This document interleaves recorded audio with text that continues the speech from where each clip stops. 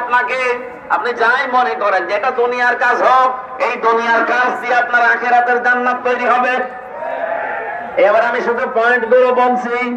এই পৃথিবীতে কেউ যদি রাজনীতি করতে চায়, নেতৃত্ব দিতে চায়, নেতা হতে চায়, কোরআনে কারীম পুরাটা পড়ে আমি 5টা গুণাবলীর কথা পেয়েছি। 1 নম্বরে রাজনীতি করতে হলে তাকে জ্ঞানী হওয়া লাগবে। কি হওয়া লাগবে? সূরা বাকারার 247 নম্বর আয়াতে এই তথ্যটা আছে। ওয়ালা ইন্নাল্লাহা আস্তাফাহু আলাইকুম ওয়া যাদাহু বাসতাতান ফিল ইলমি ওয়াল জিসম ইলা আখির আয়াত। এখানে হযরত দাউদ আলাইহিস সালামের কথা যদিও বলা হয়েছে, আমি তাফসীরের ভেতরে পড়েছি, যারা কিয়ামত পর্যন্ত দুনিয়ায় নেতৃত্ব দিতে চায়, প্রথমেই তাদের 2টা কোয়ালিটি থাকতে হবে। 1 নম্বরে শরীরের শক্তি থাকা লাগবে, 2 নম্বরে জ্ঞান থাকা লাগবে। আপনি তাকান তো আমাদের দেশের দিকে যারা রাজনীতি করছে, ওল্ড হয়ে গেছে। বিশেষ করে এই যে হিরো আলম, এর খেলা দিলে পড়ে যাবে না, শরীরে কোনো শক্তি আছে নাই। 2 নম্বরে জ্ঞান। আমরা এমন জ্ঞানী নেতা এই দেশে পাই যারা বলে আগামীকাল ঈদুল আজহার জানাজার নামাজ অনুষ্ঠিত হবে। এই যদি জ্ঞানের বহর হয় নেতা, এর তো রাজনীতি করা যায় নেই। কথা বলে না কেন? নেতা হওয়ার কোয়ালিটি বলছিলাম 5টা। আপনাকে শক্তিশালী এবং জ্ঞানী হওয়া লাগবে। আমি কি বানিয়ে বললাম এটা? সূরা বাকারা 247 নম্বর আয়াত, 2 নম্বর পারা, 19 নম্বর পৃষ্ঠা, 14 নম্বর লাইনে আছে। বাড়ি যেয়ে মিলিয়ে দেখবেন, যে কোনো তাফসীর পড়লে পাবেন। 2 নম্বরে পেয়েছি আমি সূরা শুআরা 152 নম্বর আয়াত, 19 নম্বর পারা, 12 নম্বর পৃষ্ঠার 5 নম্বর লাইনে এটা আছে। ওয়ালা তুতিউ আমারাল মুসরিফিন আল্লাযীনা ইউফসিদুনা ফিল আরদি ওয়ালা ইউসলিহুন। আল্লাহু আকবার। এই পৃথিবীতে যারা অপচয় করে আর সীমা লঙ্ঘন করে, তারা নেতৃত্ব দেওয়া জায়েজ নেই। আপনি 53 বছরই মিলান তো, যারা এদেশে নেতৃত্ব দিল, কত নেতা অপচয়ের পুরা জীবনটাই ভরা। বলুন, আর সীমা লঙ্ঘন তো না আমি নিলাম না, পুরাটা জীবনই সীমা লঙ্ঘন করে আছে। আরে ভাই, আপনার জন্য তো নেতৃত্ব দেওয়া জায়েজ নেই। আমি যত তাফসীর করব বলছি, এই জন্য শুধু পয়েন্ট বলছি। 3 নম্বরে বলছি আমি, পৃথিবীর ময়দানে যারা গাফেল, এটা সূরা কাহফের ভেতরে আছে, 28 নম্বর আয়াতে পাবেন, শেষের দিকে আছে। রব্বুল আলামিন বলেন, যে মানুষগুলো দুনিয়াতে আল্লাহর জিকির থেকে, আল্লাহর স্মরণ থেকে গাফেল, তাদের নেতৃত্ব দেওয়া জায়েজ নেই, তাদের অনুসরণ করা জায়েজ নেই। 4 নাম্বারটা একটু ঝামেলা, আমি এটা বাদ দিয়ে 5 নাম্বারে চলে গেলাম।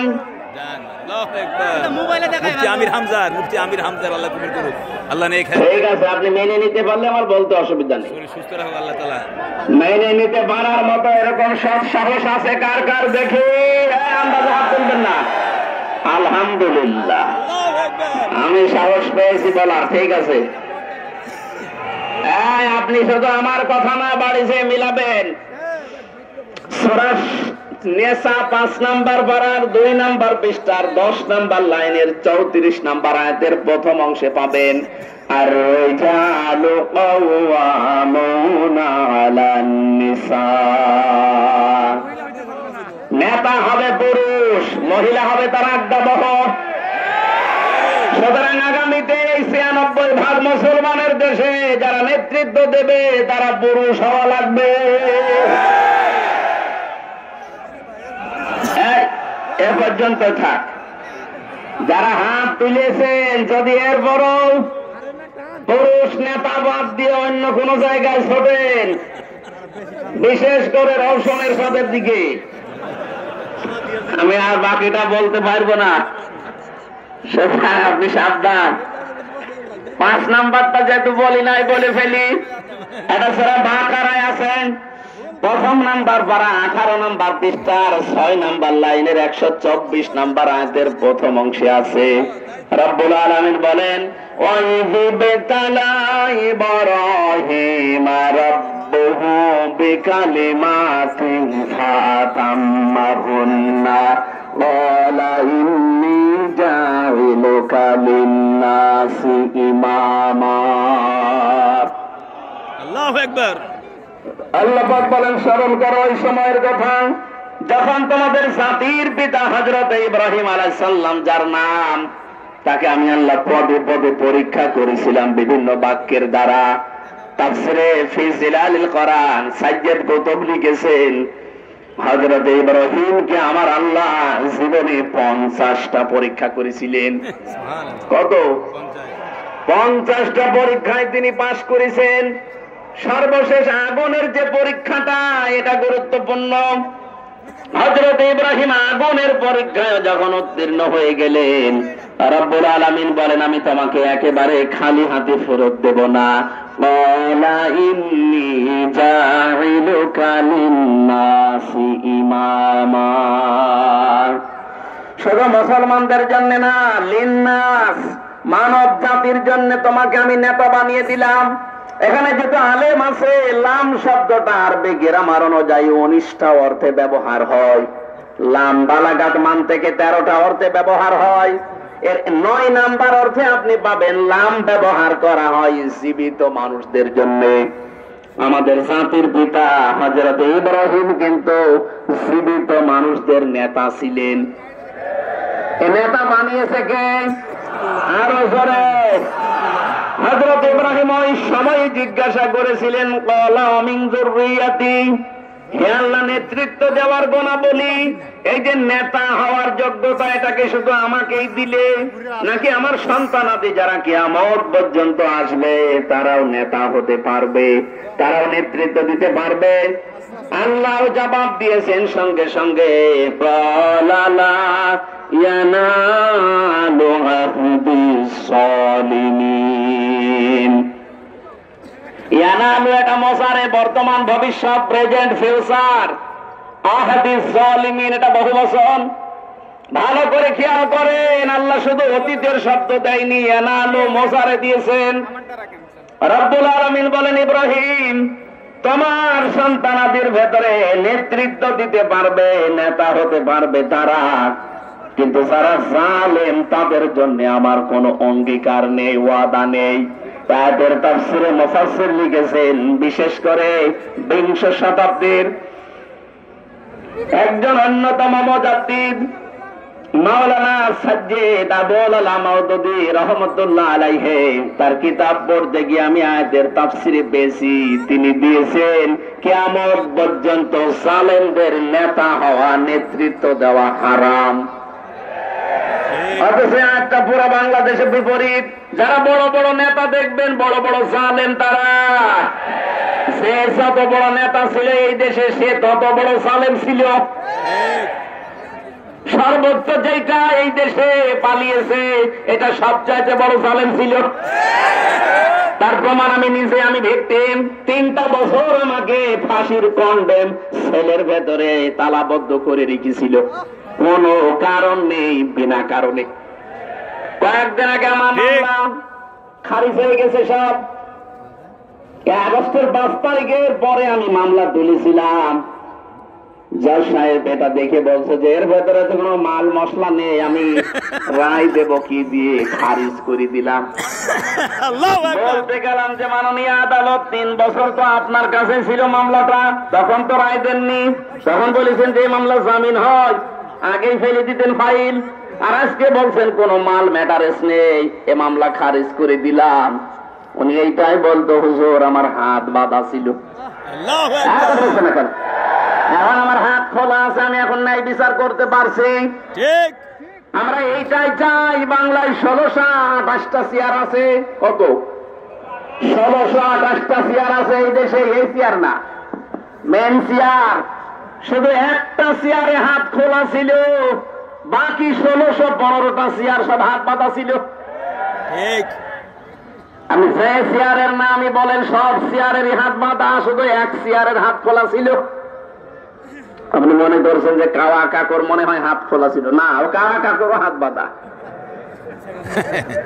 একটা চেয়ারের শুধু হাত খোলা ছিল। আমরা চাই এদেশে যেমন এখন সব হাত খুলে গেছে, কিয়ামত পর্যন্ত এই দেশে যত চেয়ারে মানুষ বসবে সবার হাত আবু সাইদের মতো খোলা থাকবে। কারো হাত যেন আর বাধা না থাকে, আর হাত খোলা থাকবে তখন আমার হাকামা বিহি আদালা, যখন এইটার বিচার শুরু হবে।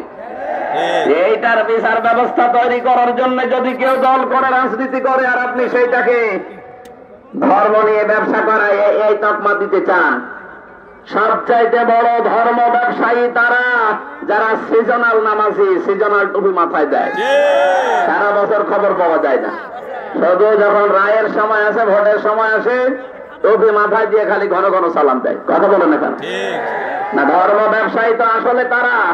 আমরা ধর্ম নিয়ে ব্যবসা করে খাই না, আমরা সারা জীবনই এই পোশাকে আছি। শুধু ভোটের সময় আসলে টুপি মাথায় দেই, তুমি এখন আমাদের মাথায় নেই, ভোটের সময় এইটাই থাকবে। এক কথা বলুন না কেন? সুতরাং আয়াত দ্বারা যেহেতু প্রমাণ হয়েছে যে কোন জালেম রাজনীতি করতে পারবে না, আগামীতে যারা জালেম হবে তারা যেন চেয়ারে বসতে না পারে, এ বিষয়ে সজাগ থাকা লাগবে না। জালেম শব্দটা শুনতে ছোট মনে হচ্ছে, কিন্তু ব্যাপক অর্থবোধক একটা শব্দ, আর এমন ভারী শব্দ এটা। ইন্নামাস সাবিলু আলাল্লাযিনা ইয়াজলিমুনা নাস, সূরা সূরা 25 নম্বর পারা 6 নম্বর পৃষ্ঠা 13 নম্বর লাইনের 42 নম্বর আয়াতে আছে, প্রথম অংশে আল্লাহ বলেন, আমি নিজে জালেমদের বিরুদ্ধে মামলা দেব। সুতরাং 15.5 বছরে যারা দেশ চালিয়েছে প্রত্যেকেই জালেম আর জালেমের দোষী। কথা বলেন না কেন? সংস্কার যখন আরম্ভ হয়েছে, আমরা চাই এই 15.5 বছরে যারা দায়িত্বে ছিল এই জালেমাকে টিকিয়ে রাখার জন্য একটাকেও যেন চেয়ারে রাখা না হয়, সবগুলো বিদায় করে দিন। কথা বলেন না কেন? যারা দায়িত্বে আছেন আমরা চাই শহীদের রক্তের দাম দিতে। 2732 জন মানুষ মারা গেছে, 2780 জন এখনো হাসপাতালের বেডে, এখনো কাতরায়। তাদের আর্তনাদ গুলো শুনতে হলেও, অন্তত দাম দিতে হলেও যারা এই বৈষম্য তৈরি করেছিল তাদেরকে চেয়ার থেকে নামানো এখন সময়ের দাবি। এটা কোন রাজনীতি না, এটা আমাদের জাতীয় দাবি। এটা বলেন না কেন?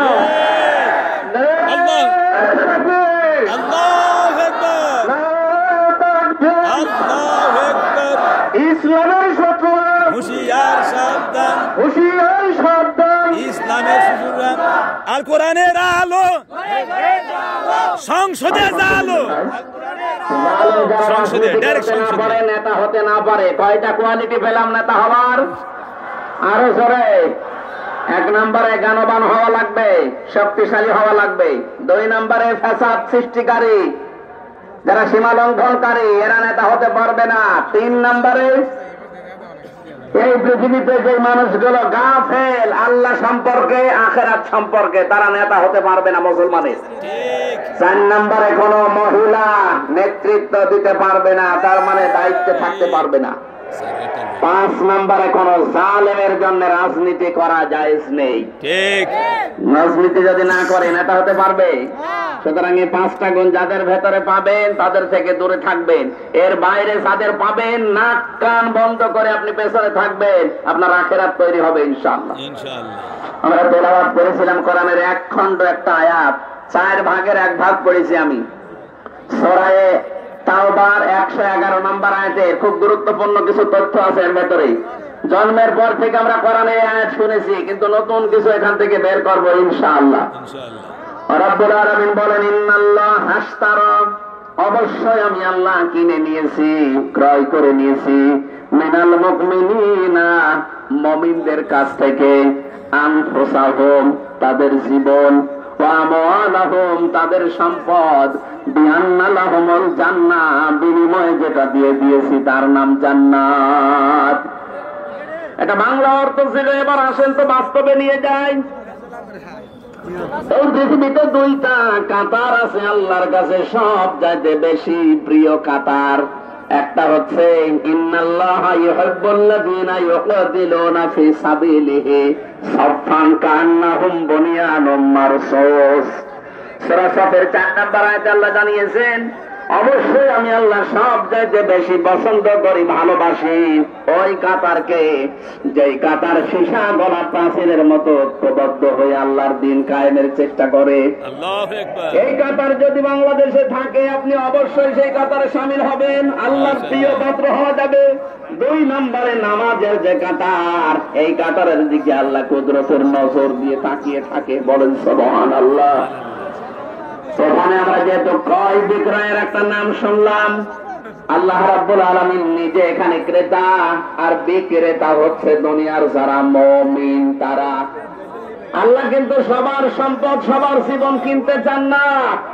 আল্লাহ বলেন ইন্নাল্লাহা আশতারা মিনাল মুমিনিনা, আমি মুমিনদের কাছ থেকে কিনতে চাই। তিনি যদি বলতেন ইন্নাল্লাহা আশতারা মিনাল মুনাফিকিনা মিনাল মুশরিকিনা মিনাল কাফিরিনা, যে কাফেরদের কাছে, মুশরিকদের কাছে, মুনাফিকদের কাছে কিনতে চাই, তাহলে আমরা শেষে আমাদের জীবন আর সম্পদ আল্লাহকে দিয়ে দিলে উনি নিয়ে নিত। আল্লাহ বলেন না, আমি কিনতে চাই শুধুমাত্র মুমিনের কাছে। কার কাছে? মুমিনের কাছে। আরো জোরে বলেন, মুমিনের কাছে। এবার আমার প্রশ্ন, আমরা মুমিন হয়েছে কিনা? মুমিন যদি এখনো হতে না পারি, সত্যিই কিন্তু আমাদের সম্পদ, আমাদের জীবন আল্লাহ কিনবে না। আজ বাংলাদেশের সাথে আমি একটা মিলিয়ে দেখেছি, বহু মুসলমান দাবি করে অথচ এখনো মুমিন হতেই পারে নাই। এই লোকটা মসজিদের টাইলস লাগিয়ে দেয়, মাদ্রাসায় ফ্যান কিনে দেয়, পোড়াটায় পানিতে ফেলা হবে। আর আপনি মুমিন না হলে আপনার সম্পদ আল্লাহ কিনবে না। এখন যদি আমি বাজারে যাই, কোন পচা মাছ আমি হামসা সেবন কিনতে রাজি না, দরকার হয় মাছ কিনবো না, তারপরও পচা মাছ কিনতে আমি রাজি আছি। কথা বলেন না কেন? আমার চাইতে আল্লাহর মেধা